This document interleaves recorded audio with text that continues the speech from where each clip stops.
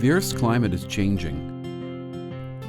Global climate change is caused by greenhouse gases, carbon in the atmosphere that traps heat from the sun. Levels of carbon in our atmosphere are 40% higher today than they were in 1750. Where is this carbon coming from? Some of it comes from the way we live.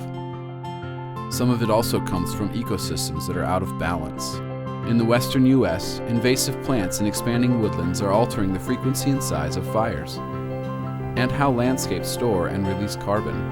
For thousands of years before the Industrial Revolution, the carbon content of the air generally remained steady, but that carbon was still mobile. Smoke from fires put carbon into the atmosphere, and plants reabsorbed and stored it. In healthy sagebrush ecosystems, native grasses pulled carbon underground for the long term, where fire couldn't touch it.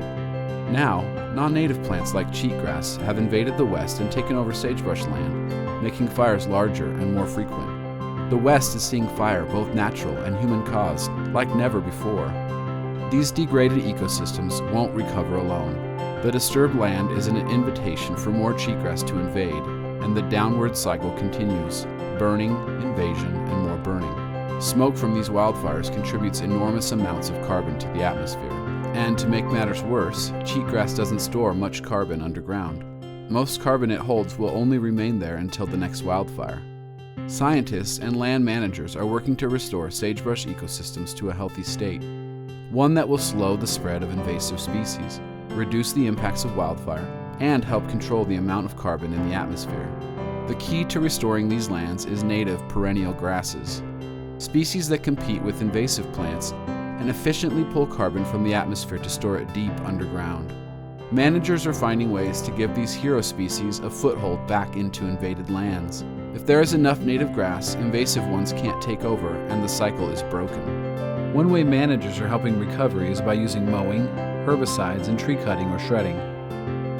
These methods take out cheatgrass, shrubs, and trees that crowd out native plants.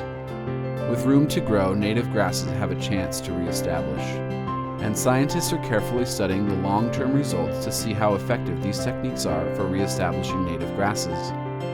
Sagebrush steppe ecosystems are at a tipping point. A great deal rests on the success of these native plants. For the health of the West and for the planet as a whole, SageSTEP scientists are helping land managers in the Great Basin improve restoration practices so that they can succeed at returning native grasses to their natural state.